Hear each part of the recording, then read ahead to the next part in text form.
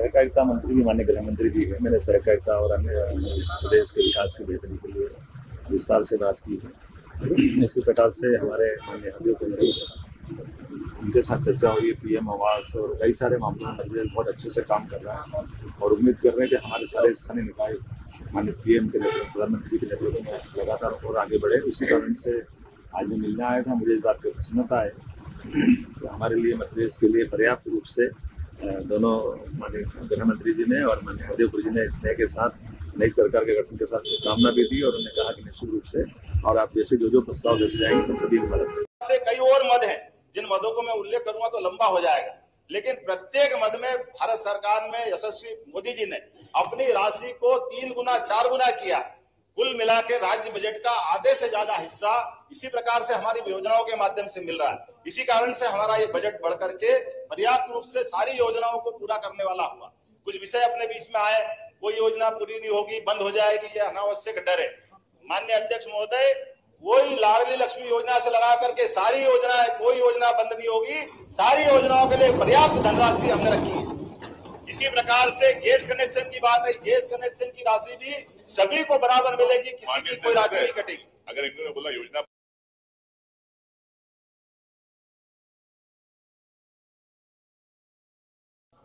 सारी राशि जब जब जिसकी तारीख है उस तारीख में डलती जा रही है। अब ये अलग बात है, आपको जानकारी नहीं तो मेरा अनुरोध है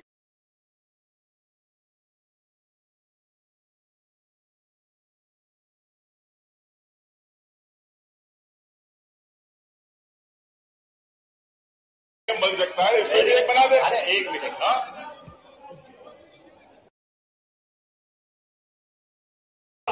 माननीय मोदी जी को धन्यवाद दो, जिनने कहा कि कुल 4 जातियां, उसमें बहनों को भी एक, उनने महिलाओं के लिए भी रखा है, महिला, युवा, गरीब, किसान। अब आप उसमें महिला सशक्तिकरण की योजना में कानून बना रहे हैं। अब आपके लोग तो वहां बाहर काला लेके घूम रहे हैं दिल्ली में, मैं क्या करूं? आप उनको समझाओ कि भैया उनके लिए हम सब तैयार है। अगर आप यूनानिमस तैयार हो तो मैं आपके साथ खड़ा हूं। बहनों के लिए जो बेहतर हो सकता है, यशस्वी प्रधानमंत्री नरेंद्र मोदी जी के नेतृत्व में भारत की सारी राज्य सरकार इस दिशा में आगे बढ़ रही है। अब ये अपनी चर्चा बाद में कर लेंगे, थोड़ा और भी मौका मिलेगा।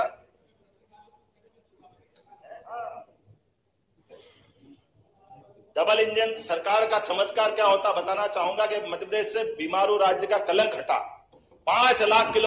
हम सब जानते हैं परमात्मा की दया से जो वर्तमान का समय है, और वर्तमान का समय कई सारी चुनौतियों वाला भी है। और चुनौतियों वाले में एक विषय, हमारे अपने बेरोजगारी के दौर में कोई भी नई फैक्ट्री खुलती है तो नई फैक्ट्री खोलने के लिए सरकार ही उसमें नियम बनाती है कि हाँ, हम सरकारी जमीन लीज पे दे देंगे। शासन की विभिन्न प्रकार की योजना से वो फैक्ट्री खड़ी हो जाना चाहिए। ऐसे कई कारण से वो महत्व देते हैं। लेकिन हम सब जानते हैं कि जैसे हमारी वर्तमान की व्यवस्था खड़ी होती है और कोई कारण से फैक्ट्री बंद हो जाती तो सब हाथ खड़े कर देते। मैं इस बात को अच्छे से जानता हूं कि मेरे पिताजी भी मिल में काम करते थे उज्जैन में। मैं भी एक मिल मजदूर के परिवार से आता हूं और मैं वो पीड़ा समझ सकता हूं कि मिल में काम करने वाले मजदूर काम करते करते अपना परिवार पालन पोषण के लिए आगे बढ़ते हैं। और ऐसे में वो फैक्ट्री अगर बंद होने के कगार पे पहुंच जाए तो प्रोविडेंट फंड से लेकर सारे मजदूरों का जो भी कोई देनदारी होगी, उस देनदारियों से के प्रति किसकी जवाबदारी होगी? अब फैक्ट्री खुली 1923 में, 60 साल तक ये हुकुमचंद बिल चलता रहा। 4800 से ज्यादा मजदूर उसमें काम करते रहे। लेकिन काम करते करते जब फैक्ट्री बंद हो गई तो मूल जिनने फैक्ट्री डाली वो तो कहीं और चले गए। और जैसा कि माननीय कैलाश जी भाई साहब कह रहे हैं, अब जमीन का मसला आया, नगर निगम हो, कलेक्टर हो, राज्य शासन हो, सब कहने को तैयार है कि भैया ये जमीन तो हमारी है, अब मजदूर की देनदारी हमारी जवाबदारी नहीं। और हाईकोर्ट में मामला उलझा देते। ऐसा कैसा उज्जैन में विनोद विमल मिल का मामला उलझा हुआ था, जिसके माध्यम से मैं अपने उस पूरे माहौल को नजदीक से देखा था। तो हमने कहा कि नहीं, ये गलत बात, ये जमीन के माथे, ये सरकार तो वही है ना, पहले हो सकता सिंधिया सरकार हो, होलकर सरकार हो, लेकिन बाद में सरकार बदल गई तो सरकार की जवाबदारी थोड़ी बदल गई। तो सरकार की दृष्टि तो विशाल होना चाहिए।